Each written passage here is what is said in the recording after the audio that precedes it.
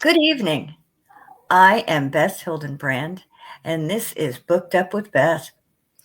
Uh, Tonight we have a very special guest, my friend Kerry Marzock, and I absolutely adore her books.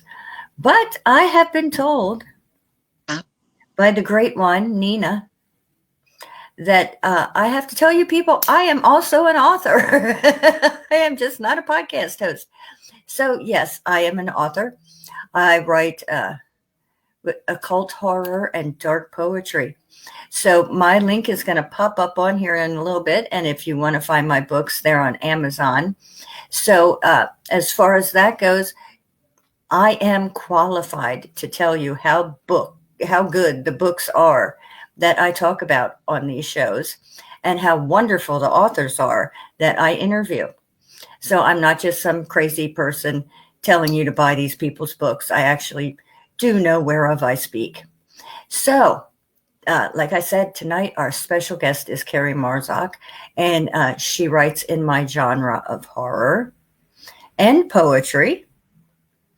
So I know she's fabulous. And I just finished her book, Raven's Rage. I have it right here with me. And her book, A Sea of Emotion. I have that right here with me too.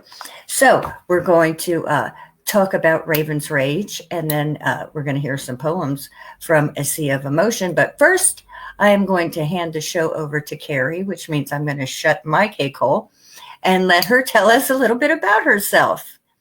Kerry, welcome to the show. Hi, Beth. Thank you very much for having me again. Oh, anytime. I appreciate it. I love your shows, and I catch as many as I. Sometimes I forget they're on, and I miss them, and then I just watch the rerun of it. But anyway, so like Beth said, I write horror and some science fiction. I also write poetry, short stories. My horror series is the Raven series, Raven's Way and Raven's Rage, Order of the Claw. I have started the third book in the Raven series, which, when I eventually get it done, will be titled Raven Unleashed, and I think it's going to be good. I also have a novel. The Reptilian Factor, about a nice little alien who haunts the deserts of Tucson, Arizona. So, Oh, yeah, I'll have to check that one out. yeah, Keep me occupied till the next Raven book comes out because I'm dying for the next Raven book. And you're a PA girl like me. I am temporarily now going on 4 years living in Canton, Ohio. Had to move here because of our home getting flooded out from Hurricane Ida. But I'm hoping to, within the next year, somehow find a way to move back to the Lancaster area. Yay! Because that's where I am. I'm in the Lancaster area. And you're coming to visit in May. So I'm finally going to get to meet you. We'll have to have cheesesteaks together and all the good food, all good PA food. Yes. So we're going to have fun. We're Yeah. just going to have a blast. Um, so now that I've told you our itinerary for Carrie's visit, I'm going to make her fat while she's here. Uh, let's talk about Raven's Rage because this book is just excellent and it's just everything PA too. So that kind of was a lead in the whole PA thing because the whole it all happens in Philly and the big scene happens at Eastern State Penitentiary, Yeah. which is Yeah. fabulous. And you can tell us all about that because you have been there. You had your own personal tour. Oh my gosh. Oh, yeah. I've gone there. I went there three different times. And each time I took notes and I took pictures. And in fact, the cover, the cover of Raven's Rage, that that hallway there is an actual picture I took Oh, in, in one of the buildings there at Eastern State Penitentiary. yes, I'm looking at it now. Cool. Yeah, I took that picture. Now I must admit that the werewolves weren't there at the time I took that. We to add Oh, shoot. and it's supposed to have ghost cats and everything. So it's actually a pretty cool place. If anybody ever gets a chance to visit Philadelphia, you got to go there. You have to go there. Yes, I want to get down there. I have not been yet, and it's on my to-do list. Yeah, Um, really cool. did you feel anything when you were in there? Did you see anything? I mean, did you have any experience of the supernatural while you were in there? No, not no, I wouldn't say, but it is kind of weird though, because when you go in and you go inside the cells and everything, um, you can get you can get a real strong sense of what it was like, for those guys. And there is actually a book on the history of Eastern State Penitentiary also, which I have and I had. I'm not sure if I lost it in the flood, but I did get the book for that. So I'll have to look and see if I can find it. Oh, cool.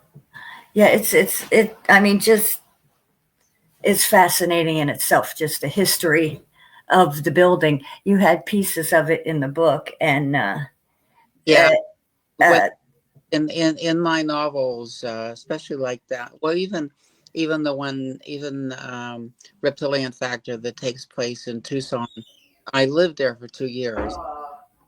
So what I like to do within my novels is show history of where everything is taking place, which even really adds, I think, a little more so that the people can see of what the place is really like. yeah, I like when you do that. And I was fascinated by the man who built the place wanted it to be uh, intimidating Yes. and dark and creepy for the people who were going to have to live there. Yeah, and it was really the first prison that was built in that in that type of structure. And of course, from that point on, then it just went expanded to all the different prisons that we have today. It was pretty cool. Yeah, that was neat. I like to pick up little bits of information from books, so I like when people put that kind of thing in books. Uh, I like to learn things when I read, so that was interesting. Just like Raven's Way, the big battle there is at Valley Forge. Mm-hmm. So I wanted to make sure that I had some good history of Valley Forge, George Washington marching into there and everything like that. So, I'm doing a new book now called Hex, mm, and I'm trying to add a lot of the Pennsylvania Dutch hex lore into it. So I'm researching all that right now. yeah, now Raven's Rage, Raven's Way actually pretty much took place in Philadelphia. Raven's Rage does expand out to uh, Yes, Bestselling. Yeah, yeah. I love that. You were right up my way with that stuff. And I was like, and the way they talked, you had the whole Amish accent and everything down so good. It was like I could just hear it in my head as I read it. That was so cool. It's always neat when you when there's a culture in a book and you identify with it. Yes, yeah, I agree. Because most I don't. But that one I sure did. There's not a lot of people who probably can identify with the Amish culture, but I sure could. So that was fun for me. Um, so you had new characters in this one. Master Joshua, the vampire. Yeah, Uh, and I did in Raven's Rage, I did bring in much stronger. Well, Raven's Way ended with the one vampire. are kind of like being introduced. Raven's Rage has a much stronger pirate influence also. And the hunter and her Tibetan Mastiff. Yes, Alice. Yes. And I was just watching the Westminster Kennel Club show the other night on TV. And I always look for the Tibetan Mastiff. They're my favorite. They never win, I know. but I love those dogs. Yeah, yeah. It's like the Irish Wolfhound. I love the Irish Wolfhound, but they never win. They don't, and it's not fair. It's always the same little dogs, or the same kind of dog wins all the time, and Yeah. these great big guys, they just Well, except overlook them. this time, at least the standard poodle one. So at least that's a dog. I know, right? But it's like, what about these great big guys? And they make the Tibetan Mastiff has such a reputation for Mhm. being so bad. But they say, if you get them as pups and raise them up, that they're very good with families. Well, my one of my older nephews, when he and his wife first got married and they had their first child, they did get a mastiff, not a Tibetan mastiff, but they did get a mastiff. And they're both math teachers, and they named the dog Einstein. Oh, cool. But that dog was as big as a horse, and it was as gentle as you would ever want a dog to be. It was just amazing. I had a lot of friends with Mastiffs growing up, and they could be just the sweetest dogs you ever saw for all their giant size. Yeah, I'll tell you what, they were just sweeties. they do slobber, but Oh, yeah. And I have a giant German Shepherd, and he just scares everybody to pieces. I mean, he's like 150 pounds, mhm. but he's afraid of his own shadow, and he'd never hurt anybody. uh, I've seen him run away from bumblebees. He's just a big wuss. But yeah, he's a sweetheart. We love him. good. So now I'm going to ask you, because I love this book, and it is a fabulous story.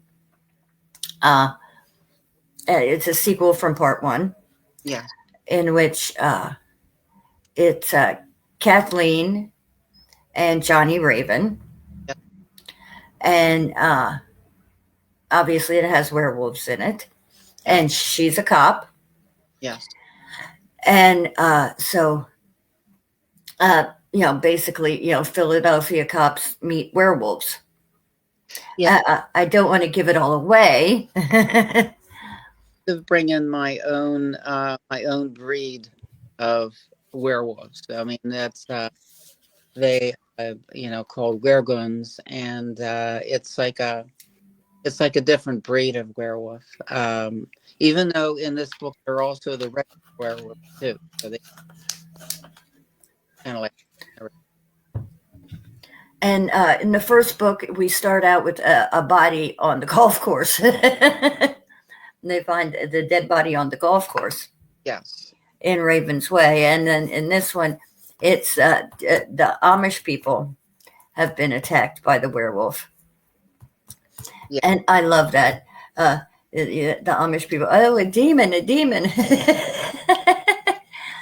Like I like to start out my novels with the first chapter uh, really sinking its teeth into you. It does. So and, generally somebody's going to die in the first chapter. and the thing is, you did it so well, because that's how an Amish person would be. Oh, it's a demon from hell, coming to get us. And so that cracked me up. I just really enjoyed it. And like I said, the characters, you built them up more, which was great, and you brought in some new characters, which was great. And I have to find out what happens now. It's going to drive me crazy. So as soon as you have the next book done, All right. I need a copy. I need a sneak peek. One, and you can that'll get you really interested. Yes. So Nina has some questions for us here. Um, let's see. Um, how did you come up with your characters? Well, the thing with Johnny Raven, it was kind of funny. I for some reason I started getting this name of Raven in my head. I couldn't get it out. It was like Raven this, Raven that, and then pretty soon it was just a matter of Johnny. Yeah, Johnny goes with Raven. Okay, Johnny Raven, and then from that point on, that was my character, and then I just started building him to where he then was able to carry on with the novel. How about the duress part? His wolf name.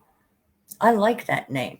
His wolf side has his own name and everything like that. So his wolf name is Jaress, Jaress. And where'd you get that from? Um, Just pulled it out of the air? I like that name. yeah, yeah. Okay. Well, before we get into, as a, what do you want to call a sieg into the poetry, could we hear you?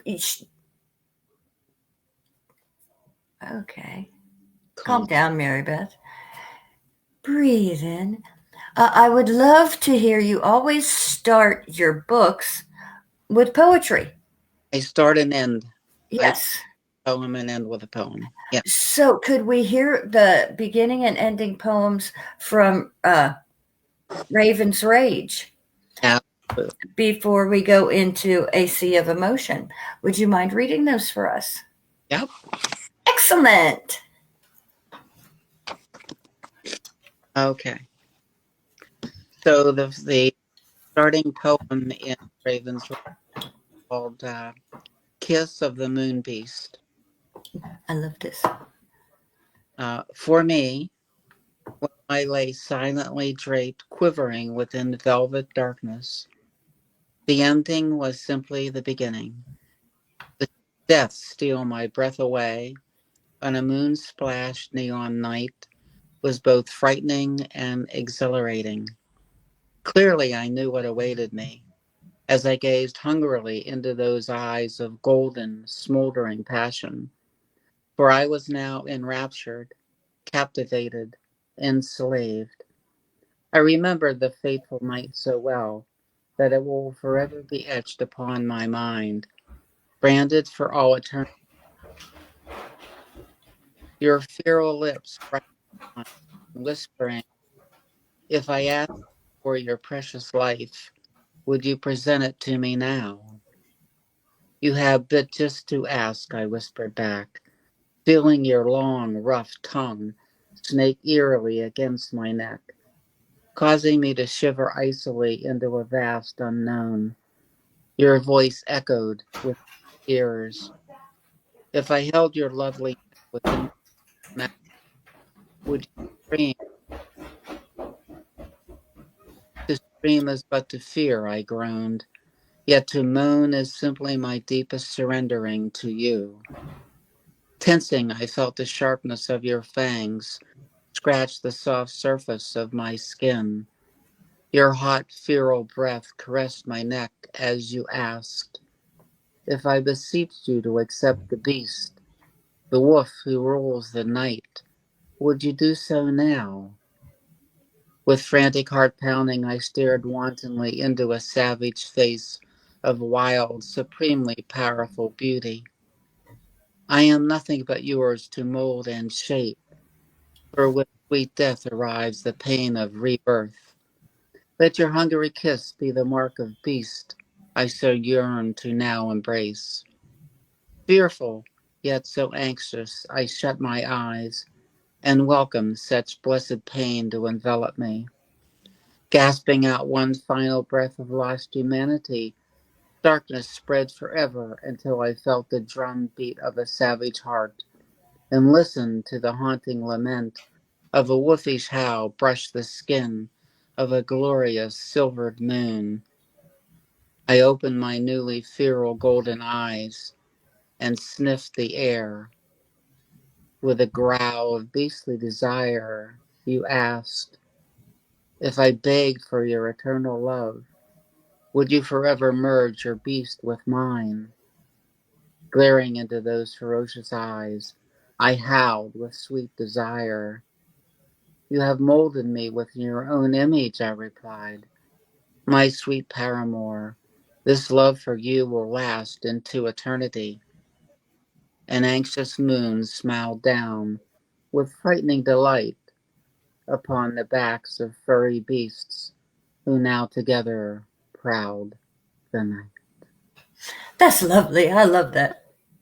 That's fabulous. Nina said, "What book are you reading from?"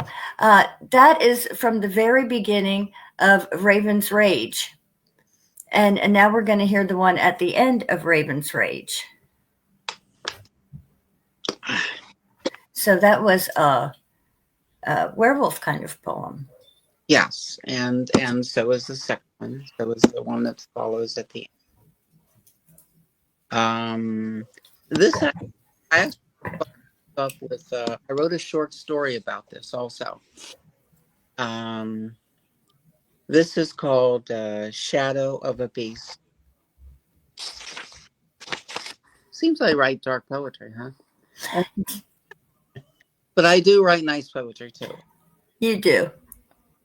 Um, as fingertips angrily strike the keys, I see the longer hand of a shadow moving eerily in a slightly different direction from my intention. Nervously extending a quivering right hand, frightening fingertips of shadows slither like a serpent over the keyboard, caressing the dark brown wooden surface of the desk.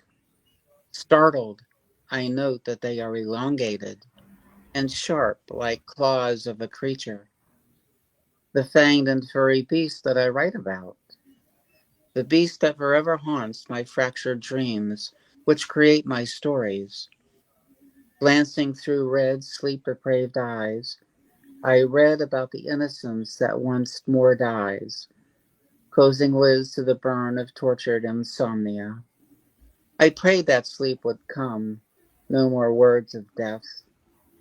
Open your eyes and remind me about us, about the power we possess together, the strength of unity between humanity and the beast who haunts your dreams. Open your eyes now. It was a guttural voice that crawled within. Keys clicked and clattered, driven by fingertips, turned magically into vicious talons. Blood splashed on the D, E, and the A. I can't think, anguished head moving as does the ominous shadow. Whose shadow? Not mine. Can't be. Furry muzzle long and narrow. The beast turns and grins as droll dribbles upon the pages. Heart pounding, I stare at a blurry screen, harsh light glaring, black letters breathing as if they possess a life of their own. Fetid breath of madness so intense it cripples me with fear, fear of what it could mean. Darkness squirms to replace the sinister shadow. My last waking moment, that of auburn fur, crawling quickly atop my own hand. The of strong black coffee increases my anxious need for caffeine, that precious sweet elixir which I hope keeps me from falling asleep and not joining the wild feral running of the beasts. Reaching for the Philadelphia Inquirer, I spread the front page, totally startled, horrified, and amazed. The broad headline screams out loud to me, young couple slain in Fairmount Park. Witnesses swear they saw a large wolf-like creature running in the woods, tripping and stumbling towards my desk with steaming coffee splashing upon the floor. I wait with bitter disquietude, fearful of what I'll read. Dark manuscript appeared on the screen, and with fractured head of murder, death, and mayhem in Fairmount Park. Through sorrowed tears, I glimpse one hair still clinging to killer, me.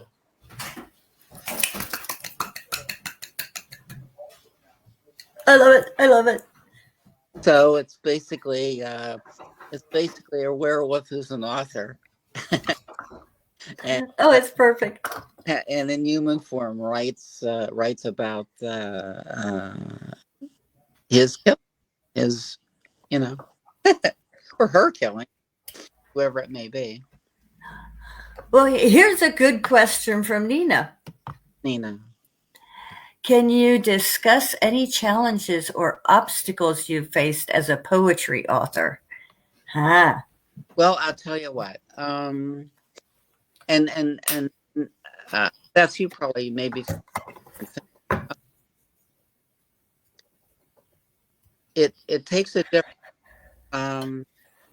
different mindset to write both genres. It does.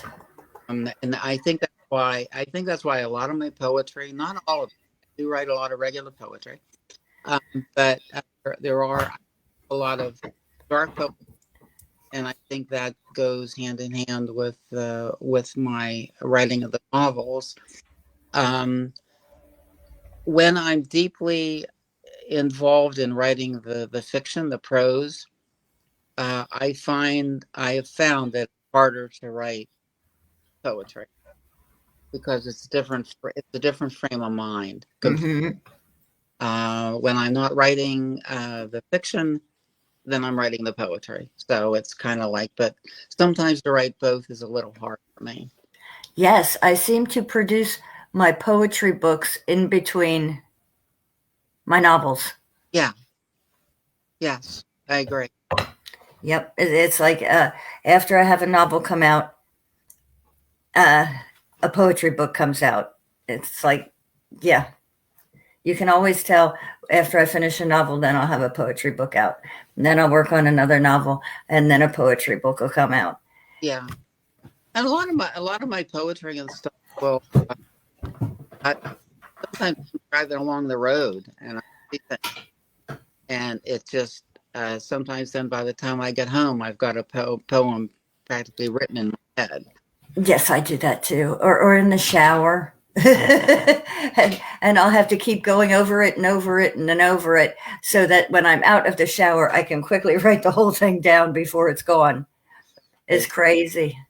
I was driving home from one New Year's Day after visiting my parents, and driving down 322, and I happened to glance over into a farm field, and I saw these two scarecrows. And by the time I got home, I had in my head written the Scarecrow Waltz.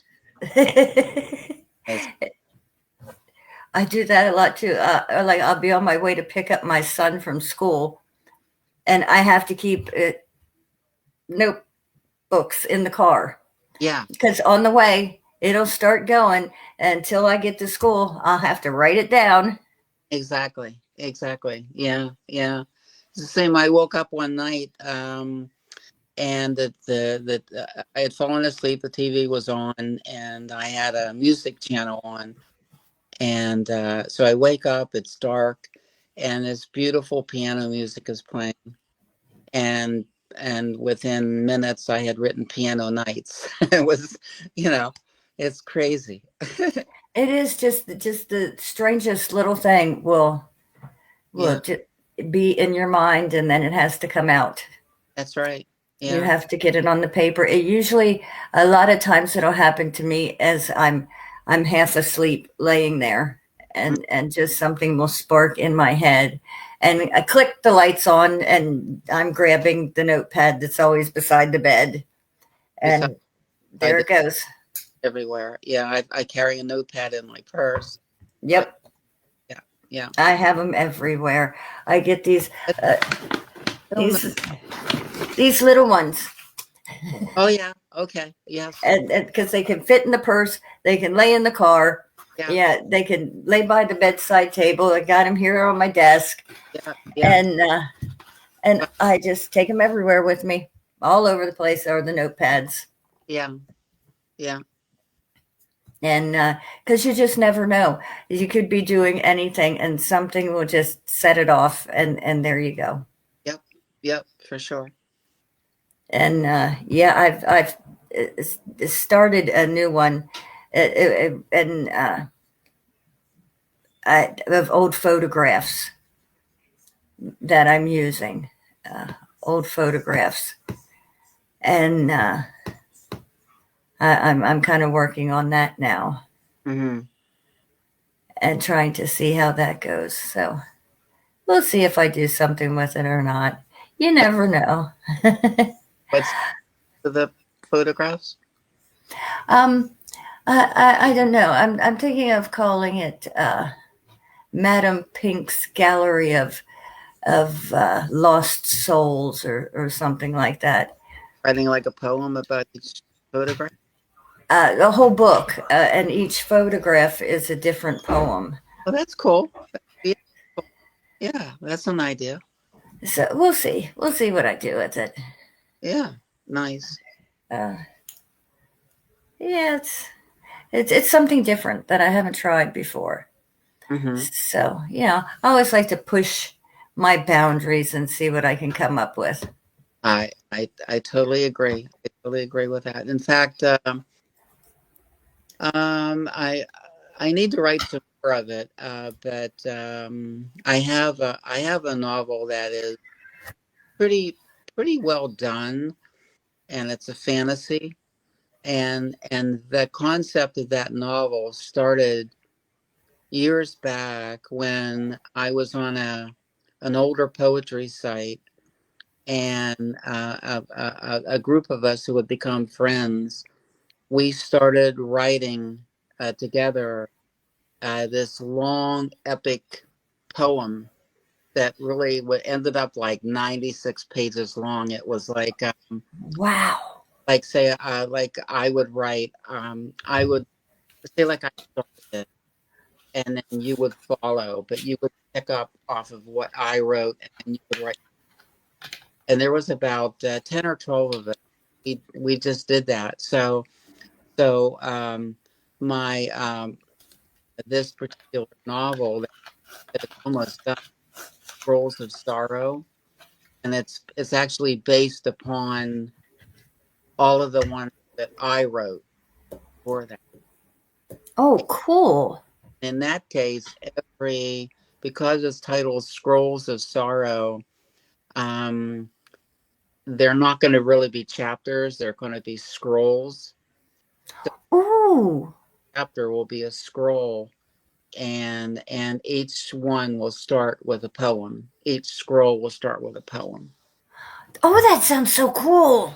Yeah, so that one I think is probably that's probably going to be the close one for getting it done.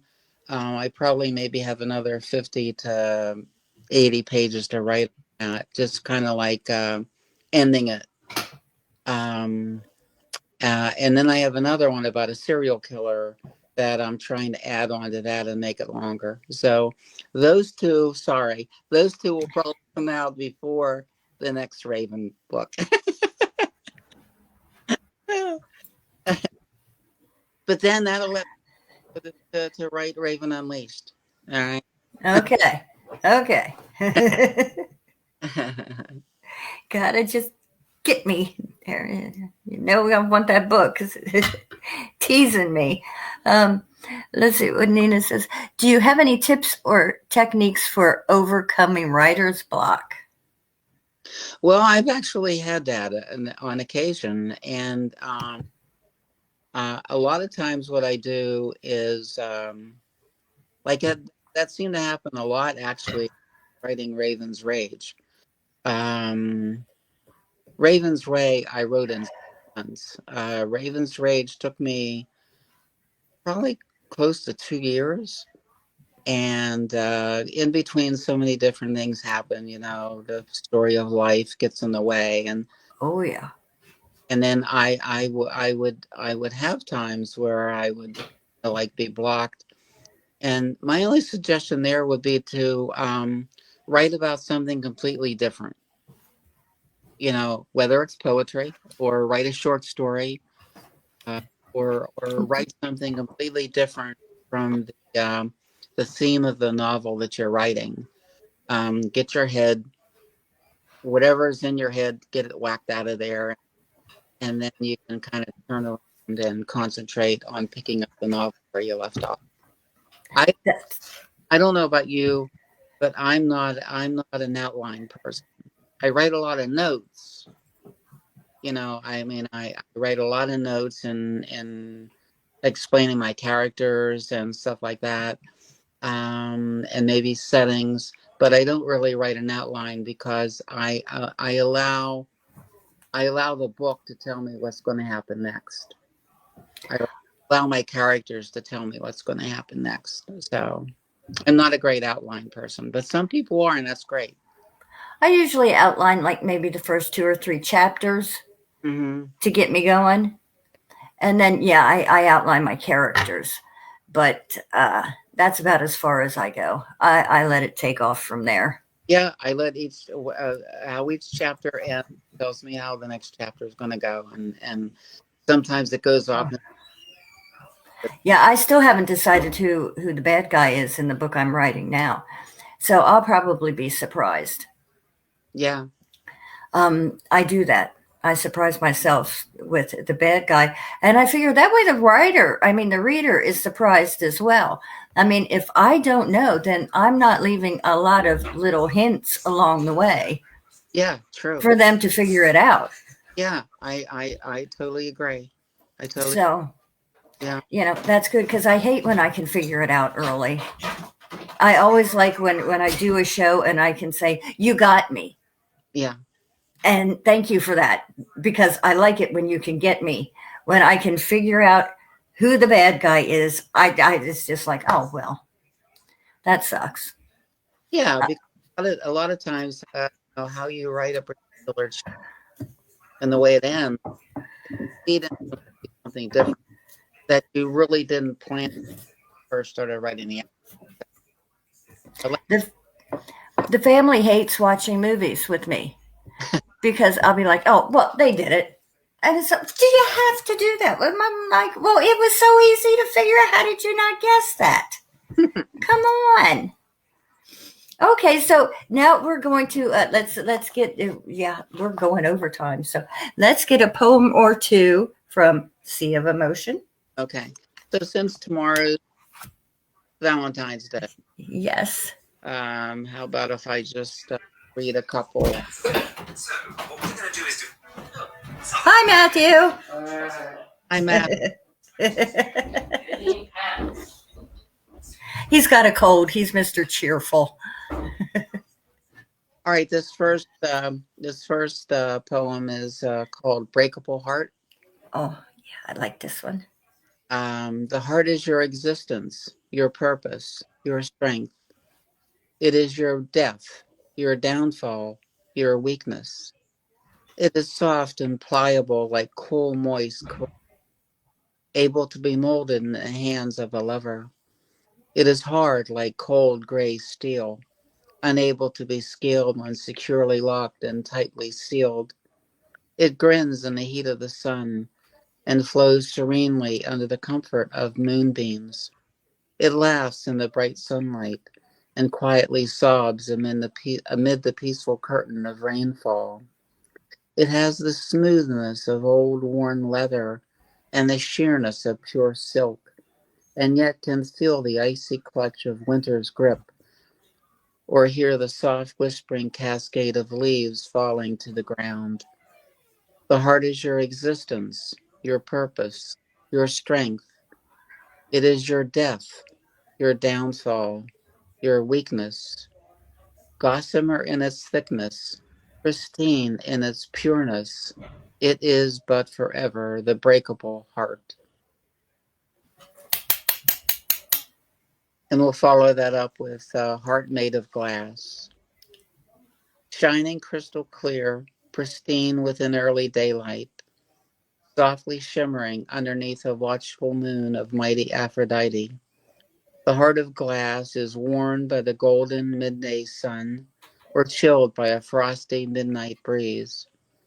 It quietly sobs at the merest trembling of lost love, and softly shatters under somber thoughts of nevermore.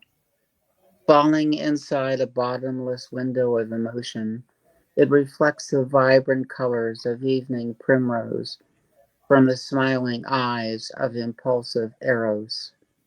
Yet within the early sighs of morning's light, or sleeping softly under the lacy touch of smiling midnight, the heart of glass has the power to survive a jagged teardrop through the crushing weight of love's departure in the dreariness of twilight.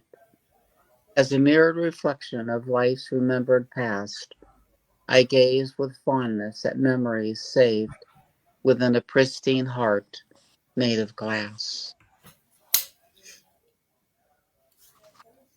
Oh, Oh, oh, I'm all choked up. That was lovely. and then just a short one, Dance of Hearts. Since tomorrow is, Yeah, it's Valentine's Day. um, thy love rests on the breath of early morn. Soft hair spread askew across a pillowed sea. As we commit once more our love sworn, lips bathed in warm sunshine when I kiss thee. Oh, romance doth descend atop our whence to brush sweet memories of last night across my mind. Thy wish to never part from your arms that embrace this love so tight. Soft whisperings of your gentle fingers caressed my skin with erotic foreplay. Sighing, eyes transfixed as passion lingers, I entreat this dream to forever stay. Please take mine hand before this love departs, while we swirl as one to our dance of hearts. Oh, Oh, so I don't always write dark poetry. no, you don't. Oh, that was beautiful. Oh, I get all choked up. Oh, And then one last one, if we have time. yes, yes, please. It's called Tattered Valentine. Hmm, perfect. She sat so quiet at the table, this woman of dreams, now lost, her steeping tea with the nutty aroma of ale, filling the dimly lit room with memories. In her nervous hands she held a card, lightly yellowed, slightly worn, corner torn. A tear fell softly upon her cheek for the loving bard whose words she read aloud, his devoted love thus sworn. Oh, my dearest, sweetest Celeste, I miss you so. These days feel cold, my nights are long, the skies so dark. You are the star that guides my way in warmth of moon glow. You are the woman of my dreams to whom I gave my heart. Tears now flowed freely as she thought of her beloved Sam, so tall and handsome, blue eyes glowing with his love. She was aware of what he had shed for peace and thee, more than blood under dark clouds of war above. She held this tattered card of hearts to her breast as she heard the hint of movement from behind. Good morning, my lovely, sweetest Celeste. I love you. Will you be my Valentine? She stood and hugged this man like she had done for you. Oh, I love you too, Sam, in love's sweet tears. You'll forever be my sweetest Valentine.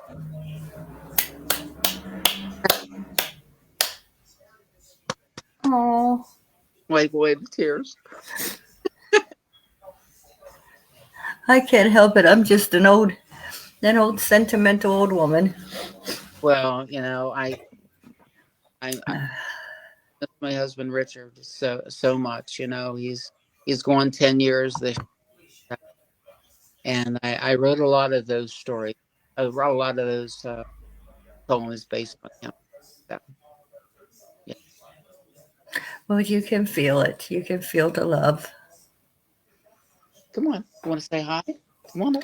Miss Cleo. Come on. Come here. Come here. Come on, before we got to close out. Come on. All right. Sometimes she's on me and I can't get her off. Now, tonight she won't come up. Come on. Okay, well, hi, Miss Cleo. Well, I guess that's it for tonight. Thank you so much for being on the show. You're welcome. Now I'm going to have to go put a romance movie on. What's the one, the Tom Hanks movie, the one up in New, the Statue of Liberty one? Oh, yeah, that one. What was it? I can't think of the name of it. Shoot. Yeah, but I know what you mean. With the teddy bear, the little boy leaves his teddy bear, and then they go back up for the teddy bear, and Meg Ryan is up there waiting for him. Yes, yeah. I know which one you mean. Yeah. Sleepless in Seattle, is that it? Yes. Yes. And the two of them did another one too that was really good too. Oh God, what was the name of it? Anyway, that was good too. Both of them are real tearjerkers, and I like to watch them both every once in a while. You have your Eagles shirt on. I do. Go Eagles! All right. Yeah, we won, baby. Well, this is a picture because I'm a little cold today, but one of the first things I did after the game was over was order a new T-shirt, a Super Bowl T-shirt. I stumbled out of my child's house. And I actually no, I was tipsy though. I'll give you that one. I was. What is Bahama Mamas? They were giving me Bahama Mamas. Oh. So I had a good time. Well, I had I like Long Island iced teas. Oh yeah. So at the Myers grocery store here, they have like the little, beside the wine and everything like that. Drinker now, I'm not a drinker, but I like to buy the little bottles. They're only about this big, and it's like basically one drink. And so I decided to, every time the Eagles scored, I had a shot. So by the time I was done, all I had was one drink. But it was fun. They kept scoring, and I kept drinking. I forgot I was actually home, not at my son's house. Usually we're at my son's house, but no, we were home. And yeah, I had 2 cans of that Bahama Mama, and that was enough to do me in. They were big cans. And yeah, next day I wasn't feeling so good. I was like, headache, leave me alone, let me sleep. Well, one thing, and years back in 2017, I had gastric sleeve surgery. That's the surgery where they make your stomach small. Oh. And one of the things that happens in that type of surgery is you really can't drink alcohol because it'll knock you out almost right away. So, and it's true. If I have a glass of wine, I'm ready to fall asleep. So I'm a cheap date now. I always have been. I just, 2 beers and I'm done. So those Bahama Mama things just had me just like, la-di-la-di-la. But I had a good old time. It was fun. We enjoyed it. And, it was just the family, but it was a good time. Well, I'm really looking forward to meeting you in person when I come back to visit my family in May. So we're going to have a blast. Definitely going to get together. Absolutely. Okay, everybody, we're going to have to say goodnight here. I need to have my din-din at some point. So happy Valentine's, everybody. Happy Valentine's Day. Thank you, Kerry, so much for being on the show again. You're one of my favorite guests, and I know I'm going to have you back again. So everybody take care. Have a great Valentine's Day. Have a great President's Day weekend. Hopefully y'all get some days off. And we will see you Sunday when we have the ladies of Stranraer. I still am probably not saying that right. But have a great weekend, and thanks a lot. And Kerry, hang in there, and I will talk to you after I turn the show off. So bye-bye. Bye. Love ya.